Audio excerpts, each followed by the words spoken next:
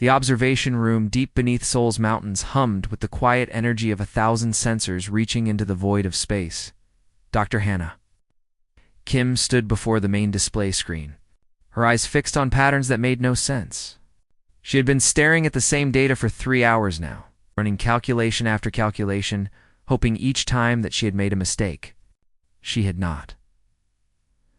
Commander Doyen Park entered the room with 2 cups of coffee, setting one beside Hannah's keyboard. He had worked with her long enough to recognize the tension in her shoulders, the way she chewed her bottom lip when something troubled her deeply. "Still there?" he asked quietly. "Still there," Hannah confirmed, not taking her eyes from the screen. "Commander, this is not a sensor error. I have checked everything twice. The gravitational readings in the void sector are wrong. Very wrong." Doyen leaned closer to examine the data.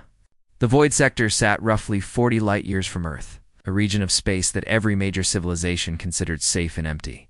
Trading routes passed through it regularly. The Galactic Council had surveyed it twice in the past century. Nothing dangerous had ever been found there. Yet the numbers on Hannah's screen told a different story. "These energy signatures," Hannah continued, pulling up another display, "they match nothing in our databases. Nothing in the galactic databases either. But there is a pattern. A grid pattern, covering an area roughly the size of our solar system. Something is out there, and it is old." "Very old." Doyen set down his coffee cup carefully. "How old are we talking about?" "Based on the decay rates and energy signature degradation, I would estimate at least 5 million years. Maybe more." Hannah finally turned to face him. "I think we found something from the architects." "The architects." Every species in the galaxy knew the legends. An ancient civilization that had mastered technologies far beyond anything modern races could achieve. They had vanished long before humans had even learned to make fire, leaving behind only ruins and mysteries. Most scientists considered them half-myth, a convenient explanation for anything too advanced to understand.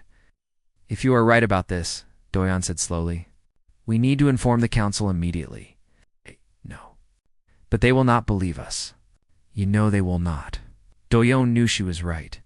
Earth had been part of the Galactic Council for 30 years, but humanity was still seen as the newcomers, the lucky primitives who had stumbled onto faster than light, traveled through what older civilizations called blind chance and reckless experimentation. Oh.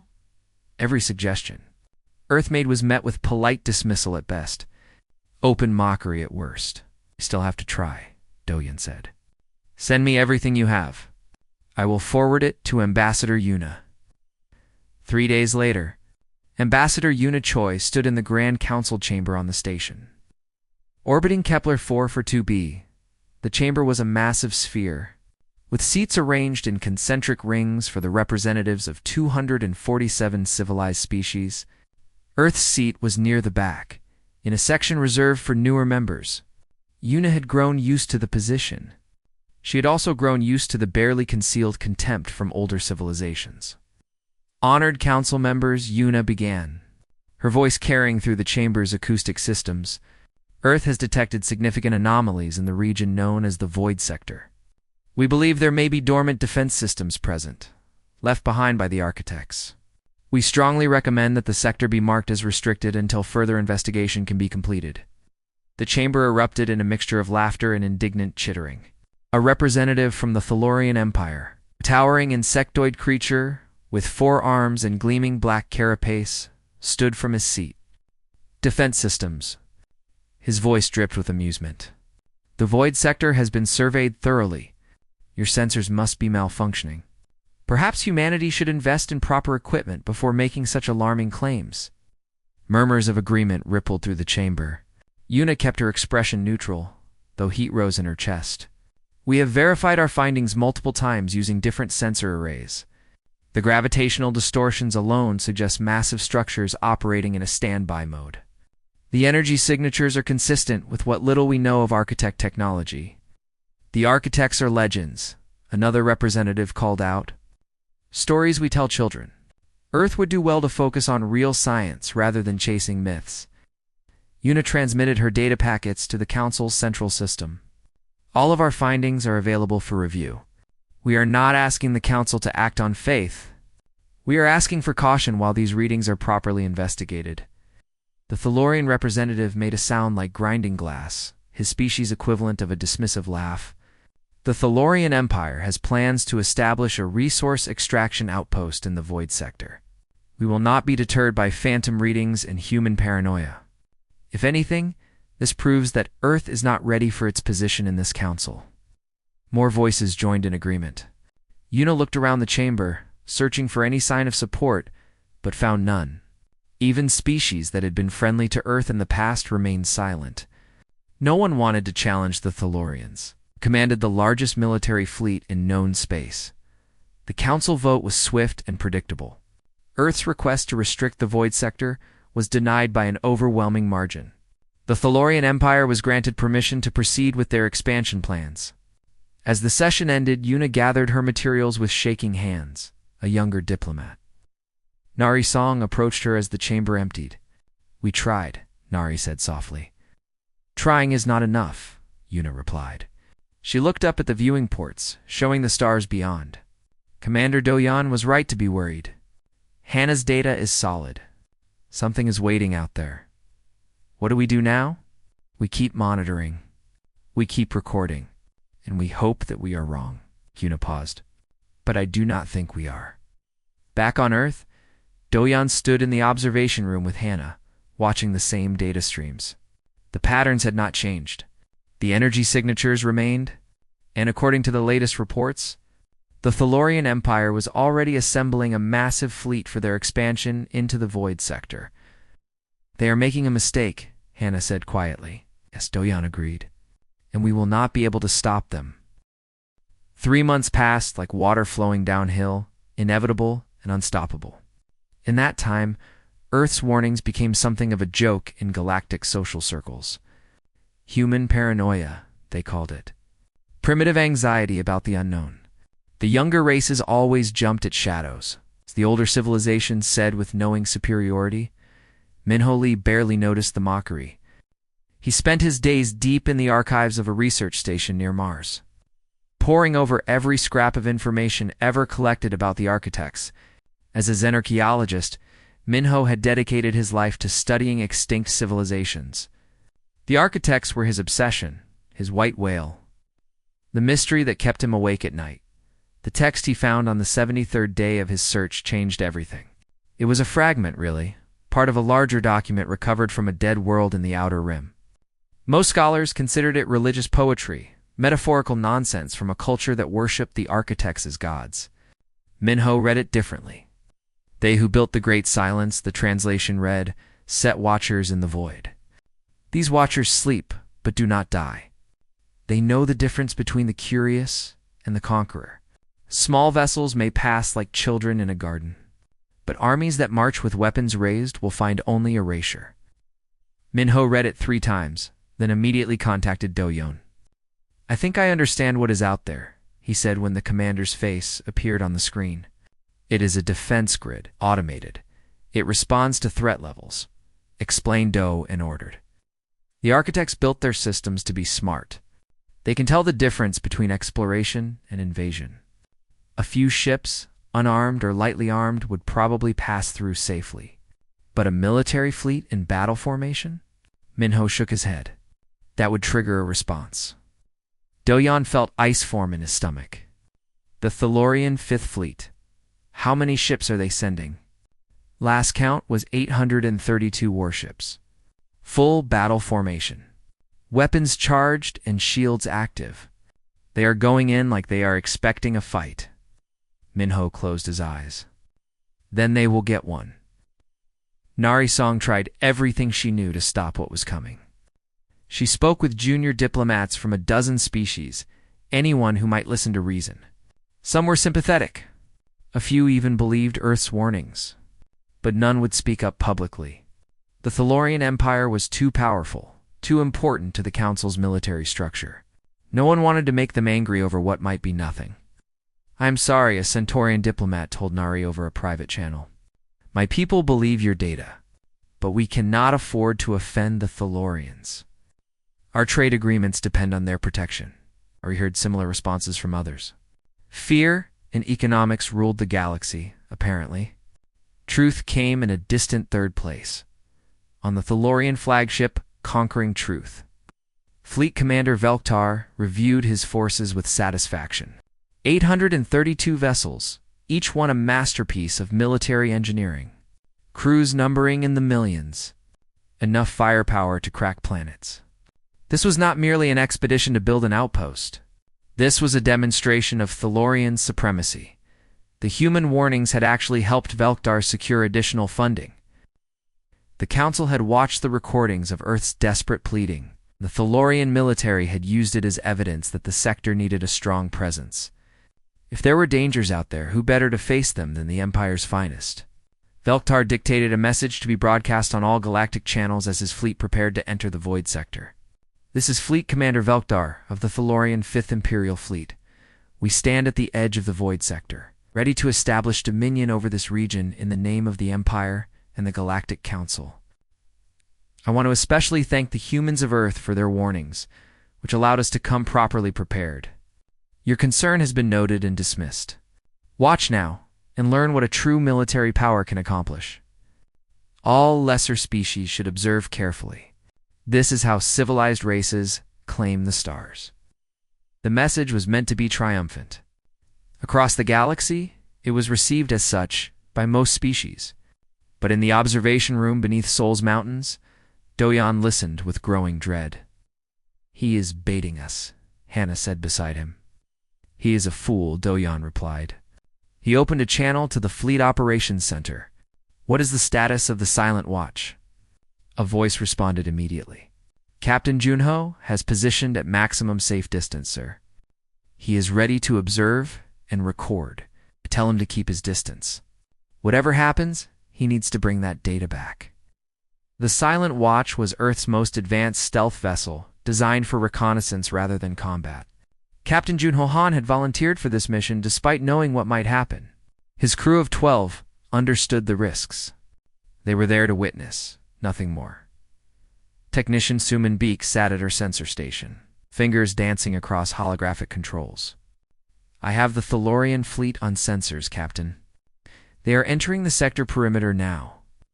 Gunho watched his displays as 832 ships, ranged in perfect military formation, crossed an invisible line in space.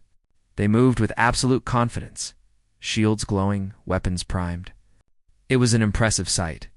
The Thalorians were not wrong about their power. Against any conventional enemy, they would be unstoppable. "Energy readings are spiking," Sumen reported suddenly. "Something is powering up out there. Multiple sources." "Sir, I have never seen readings like this. The energy curve is exponential." Gwenho leaned forward in his chair. "How long until the Thalorian fleet reaches the center of the sector?" "At their current speed, roughly 4 minutes. Keep recording everything," Junho ordered, "and be ready to jump to FTL immediately if those readings spike toward our position." 4 minutes felt like 4 hours.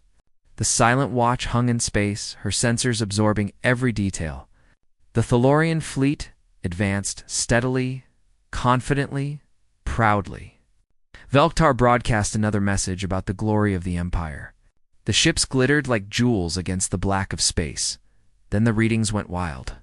Sumin gasped as her screens filled with warnings. "Energy spike. Multiple sources activating. Captain, the power levels are impossible." Junho gripped his armrests. "Show me the fleet." The display focused on the Thalorian formation. For a moment, nothing seemed to happen. Then, in a span of time so brief that the ship's computers had to slow down the recording to make it visible, 832 warships simply ceased to exist. They did not explode. They did not break apart. They were there, and then they were not. The silence on the bridge of the Silent Watch was absolute. Sumin stared at her sensors with her mouth open. "They are gone. All of them. Debris. No energy discharge. No residue. Just gone." Junho found his voice. "Confirm. Confirm, sir. 832 vessels. 0 survivors. Time elapsed from first energy spike to complete disappearance 4.7 seconds. Send everything to Earth, Junho ordered. Encrypt it. Maximum priority. And get us out of here. Now. The news hit the Galactic Council like a hammer striking glass. One moment, Fleet Commander Velktar was broadcasting his triumphant message across all channels. The next moment, silence. Complete, absolute silence. Every transponder from every ship in the Thalorian Fifth Fleet simply stopped transmitting at the exact same instant. At first, the Council assumed a technical malfunction. Communication blackouts happened occasionally in deep space. Perhaps they had encountered an unexpected radiation field. Perhaps their communications array had been damaged. There were a dozen reasonable explanations. The Council reached for each one in turn. Then Earth transmitted the recordings from the Silent Watch. Captain Junho made no commentary, offered no opinions. He simply sent the raw data, time-stamped and verified. The Council's technical staff confirmed that the recordings were genuine and unaltered. What they showed was impossible, but it had happened anyway. Ambassador Yuna requested an emergency session. The Council, still reeling from shock, granted it immediately. When Yuna entered the chamber, the atmosphere was completely different from her last appearance. No one was laughing now. No one was making jokes about human paranoia or primitive sensors. Members of the Council, Yuna began, her voice steady, despite the weight of what she had to say. Earth warned you 3 months ago about the dangers in the Void Sector. Our warnings were dismissed. 832 ships are now gone. Millions of lives have been lost. I take no pleasure in being proven right, but we must now address the reality of what exists in that sector and ensure this never happens again. The chamber remained silent.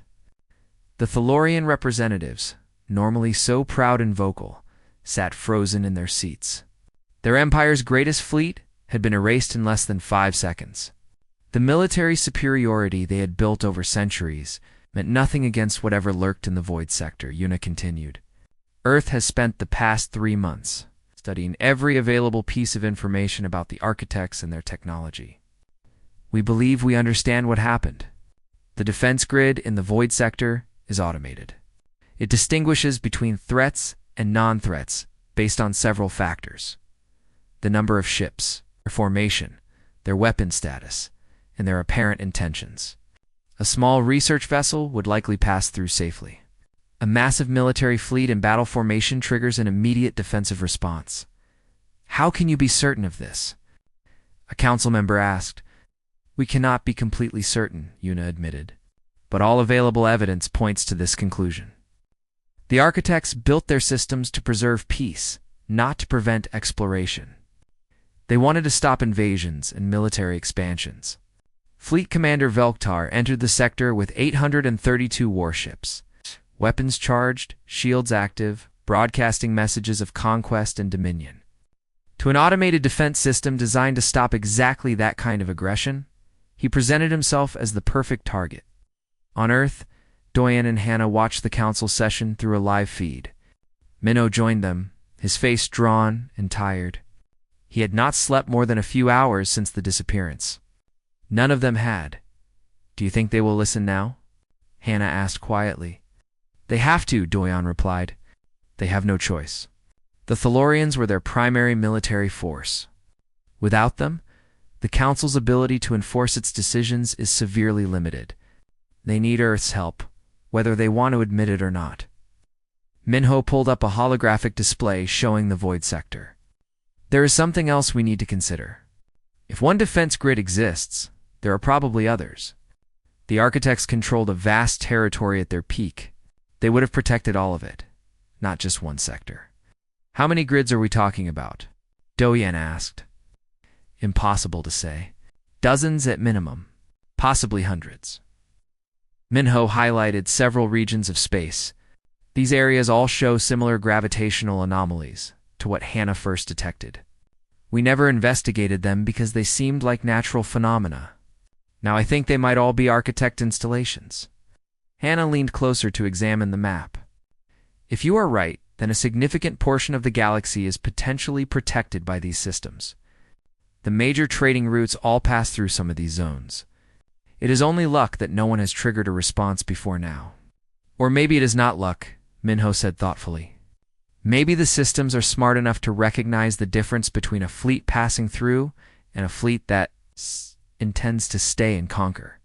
The Thalorians explicitly stated their intention to establish dominion over the sector. That might have been the final factor that triggered the response. Back on the council station, Una fielded questions for 3 hours. Every species wanted to know how to avoid the same fate as the Thalorians. How could they identify these defense grids? How could they pass through safely? What protocols should they follow? Earth proposes the establishment of a joint research initiative, Una explained. We will share everything we have learned about the architects and their technology. In return, we ask for access to all galactic archives and sensor data. The more information we can gather, the better we can map these defensive zones and establish safe protocols for navigating them. A representative from the Centaurian Alliance spoke up. And if Earth's expertise proves correct, what do you want in exchange? What is humanity's price for this knowledge? Una had been expecting this question. We want a permanent seat on the Galactic Security Committee. We want our warnings to be taken seriously in the future. And we want formal recognition that Earth's scientific methods and cautious approach to exploration have value. Despite coming from a younger civilization, the chamber erupted in debate. Some species argued that Earth was exploiting a tragedy for political gain. Others pointed out that Earth had tried to prevent the tragedy in the first place and deserved recognition for that. The discussion went on for hours. In his quarters on the station, Nari helped Una prepare for the next round of negotiations. Do you think they will agree to our terms? Nari asked. Some will. Some will not. But enough will that it will not matter. Una looked tired but satisfied. The galaxy is changing, Nari. For 30 years we have been the newcomers, the primitives, the species that did not belong at the adult table. That ends now. The Thalorians are gone. Their fleet is not coming back. The power structure of the entire council just shifted, and humanity is suddenly very important. It feels wrong to benefit from so many deaths, Nari said quietly. It is wrong. All of this is wrong. It should never have happened. Una's expression hardened. But it did happen, and we cannot change that. What we can do is make sure it never happens again. We can use our position to push for better safety protocols, more thorough research, and less arrogant expansion. If we do this right, those millions of Thalorian lives will not have been lost for nothing. Captain Junho arrived at the station 2 days later. He brought with him every piece of data the Silent Watch had collected, along with his full report. When he met with Una privately, his first words were direct. It was the most terrifying thing I have ever witnessed. They were just gone. I have seen ships destroyed in combat. I have seen disasters and accidents. This was different. This was like watching someone erase a drawing. One moment there, the next moment not. My crew is shaken. Several are requesting transfers to non-exploration duties. I am sorry you had to see that, Una said, but your recordings may save countless lives. The council cannot deny what happened when they have video evidence. Have they decided on your proposals? Not yet, but they will. They need us now, El nodded slowly. Is it terrible that part of me is glad? Glad that we were right. Glad that they were wrong. Glad that humanity finally has leverage. No, Una said. It makes you human. We wanted respect. Now we have it, bought with Thalorian blood. We did not choose this path, but we will walk it anyway. Admiral Hunom Head served in Earth's space forces for 42 years. He had fought in 3 conflicts, negotiated 2 peace treaties, and commanded vessels ranging from small patrol craft to massive carriers. Nothing in his long career had prepared him for the chaos that followed the disappearance of the Thalorian fleet. The emergency council session had been going on for 6 hours when Hyunwoo arrived at the station. Una met him at the docking bay, her face showing the strain of constant negotiations. They want military advice, she explained as they walked toward the council chamber. Half of them think we should immediately establish a military blockade around the void sector. The other half want to send research teams in right away. And the Thalorians? Hyunwoo asked. Threatening war. They blame us for the destruction of their fleet. They claim we deliberately withheld critical information that could have saved their people. Hyunwoo stopped walking. That is insane. You warned them repeatedly. Yes, but grief and anger are not rational. The Thalorian Empire just lost its primary military force. They are vulnerable for the first time in centuries, and they are lashing out at the most convenient target. In the council chamber, High Counselor Vex was attempting to maintain order.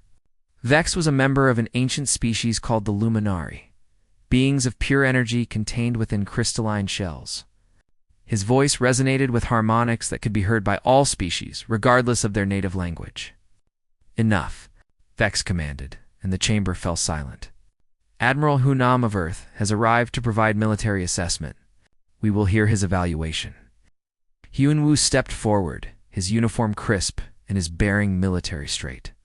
Honorable Council, I have reviewed all available data regarding the incident in the Void sector. My assessment is clear. This was not an attack. This was a consequence. Fleet Commander Velktar entered a defensive zone with a massive military force, weapons active, declaring hostile intent. An automated system responded exactly as it was designed to respond.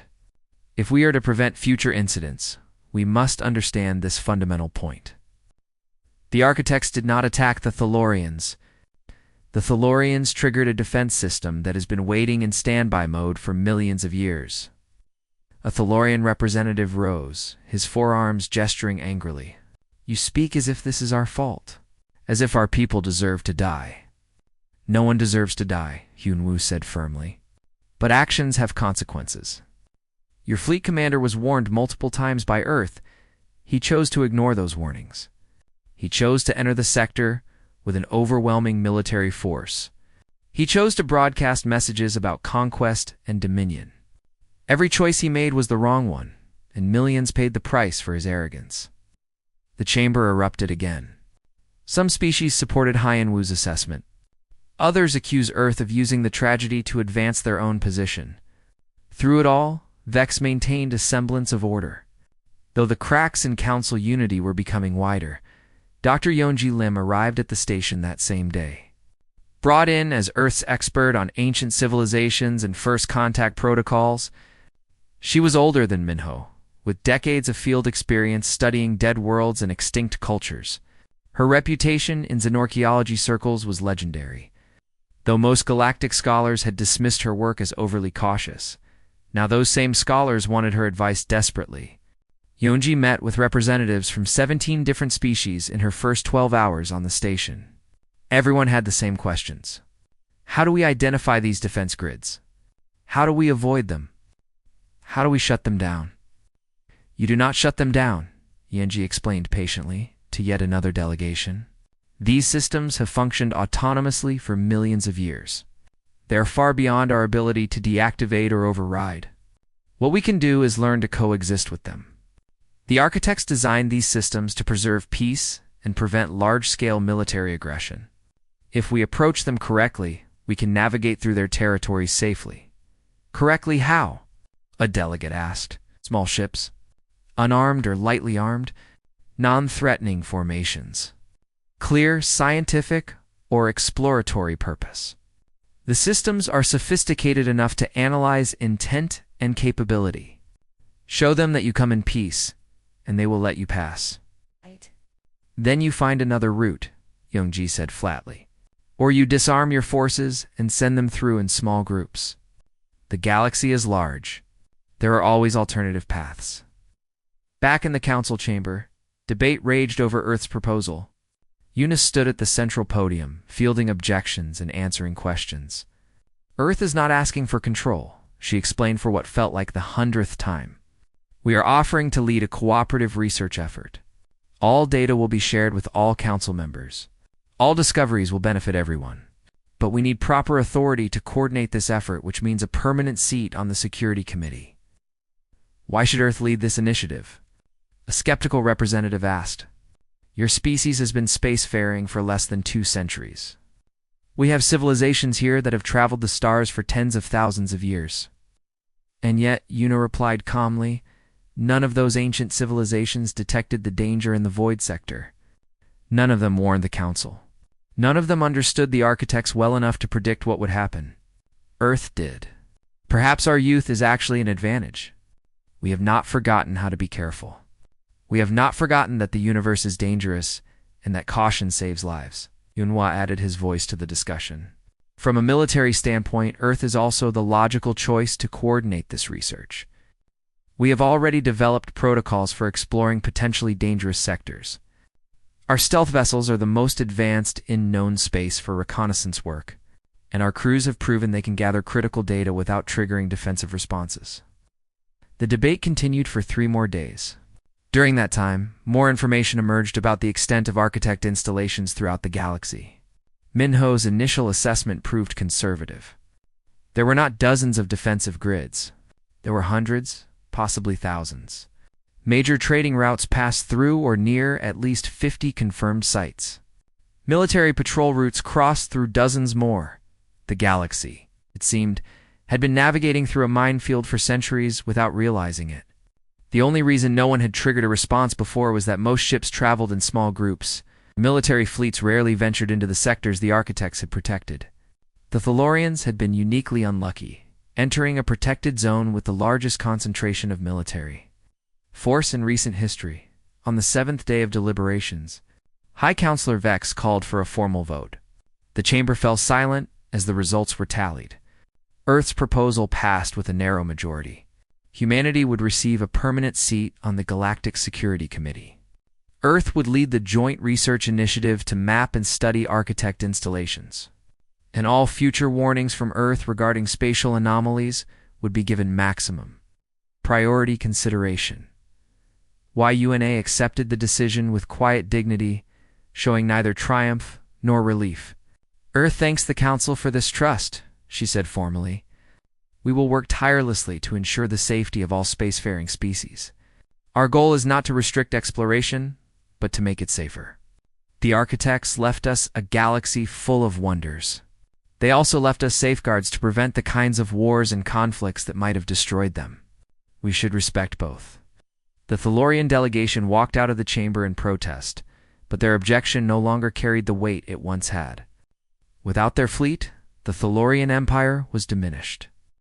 Other species that had once deferred to Thalorian military might now look to Earth for guidance. After the vote, Yuna met with her team in private quarters.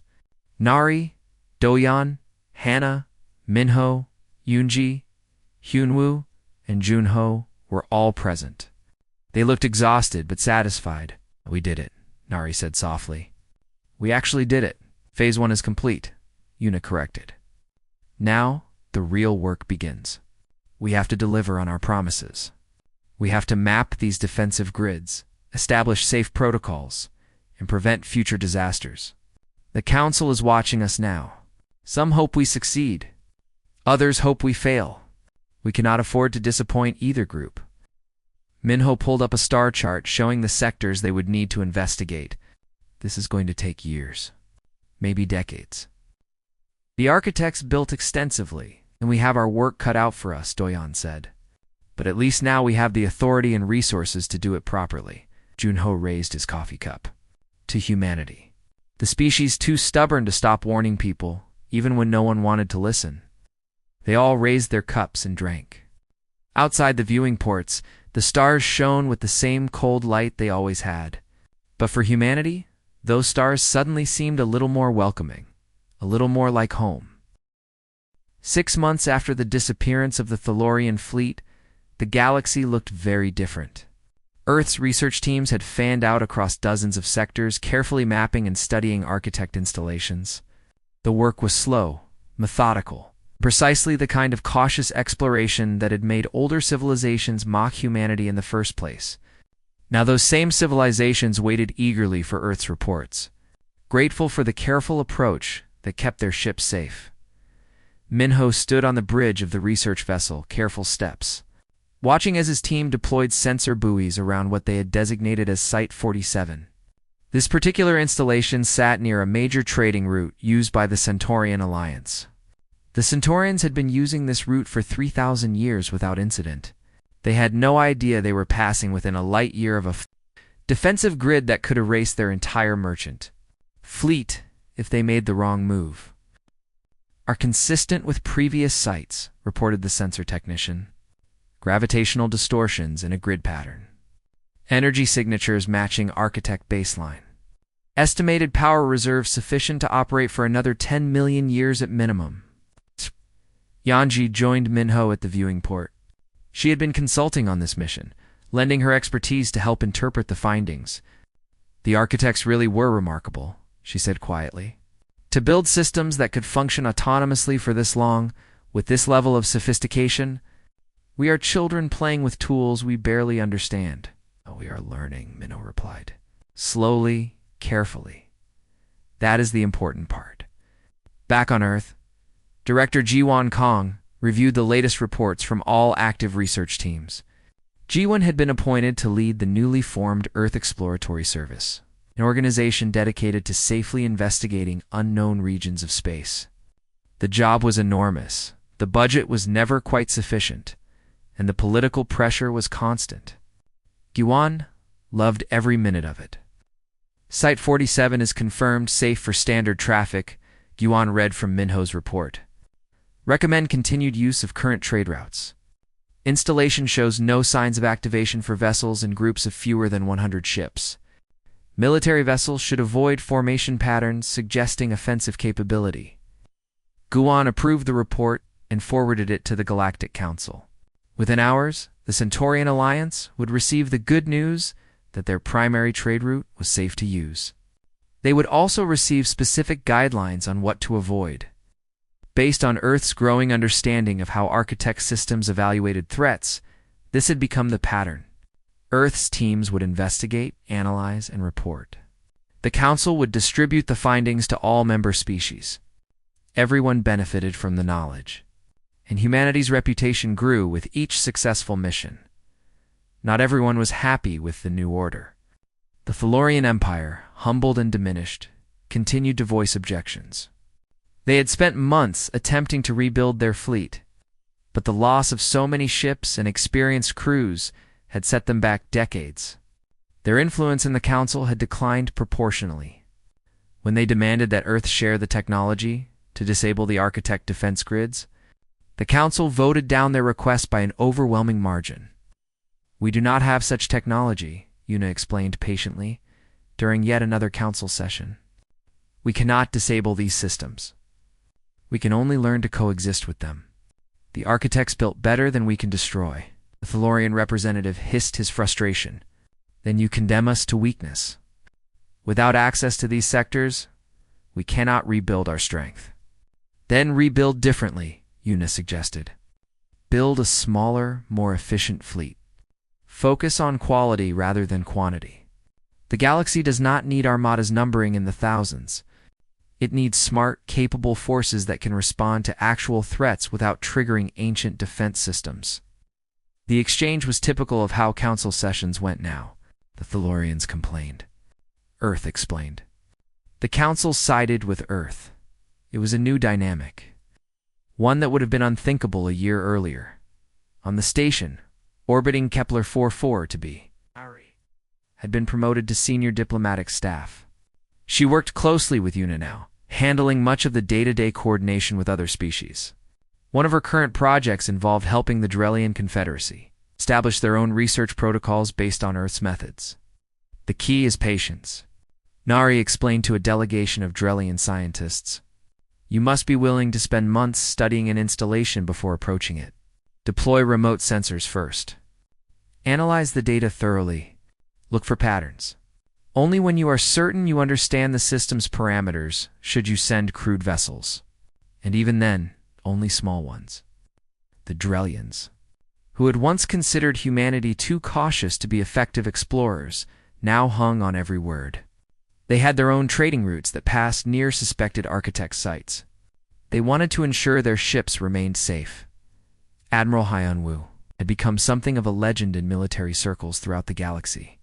His careful, methodical approach to security had proven more effective than the aggressive posturing that many civilizations had previously favored. He spent most of his time now training officers from other species in what had become known as the Park Protocol, named after Commander Do-yoon. The Park Protocol was simple in concept but required discipline to implement. Always assume unknown regions are dangerous. Always scout thoroughly before committing forces. Always maintain the ability to retreat quickly. And never approach potential threats with overwhelming military force. These principles, which Do-yoon had developed over his career, had become the new standard for galactic exploration. Do-yoon himself remained on Earth, running the deep space monitoring network that had first detected the anomaly in the void sector. His team had expanded significantly, with liaison officers from dozens of species working alongside human analysts.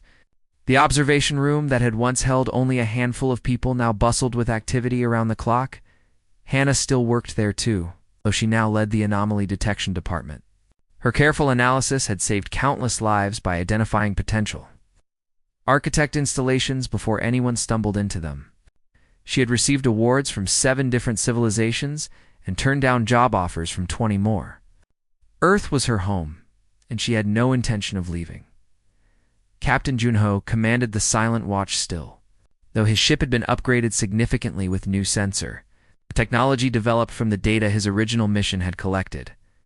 He led the most dangerous missions now, the ones that required getting close to active or partially active architect systems.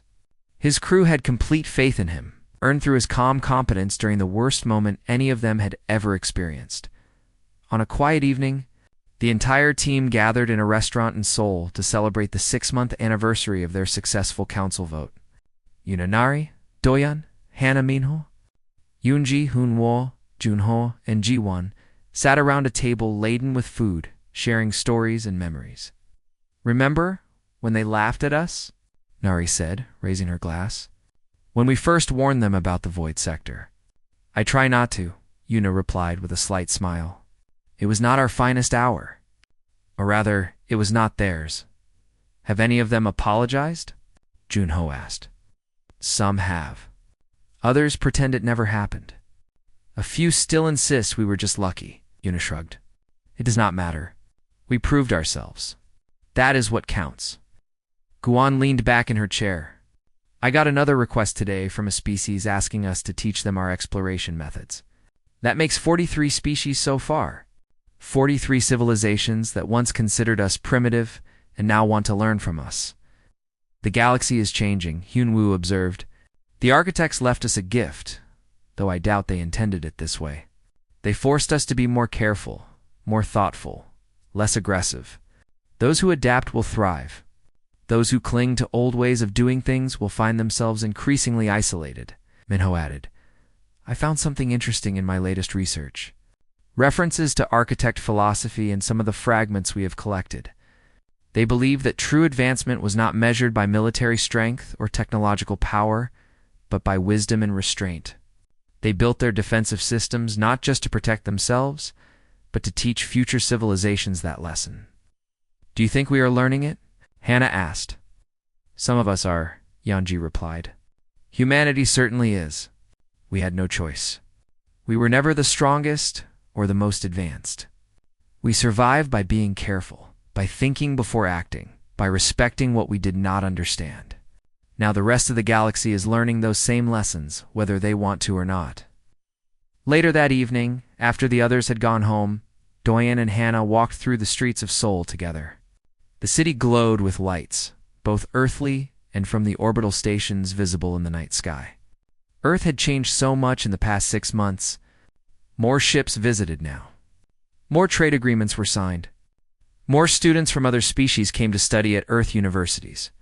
"There is something I have not told anyone yet," Hannah said as they walked. "I detected another anomaly. A big one. Different sector, far from any currently used routes. The readings are even stronger than what we found in the void sector." Do-yoon stopped walking. "When did you find this?"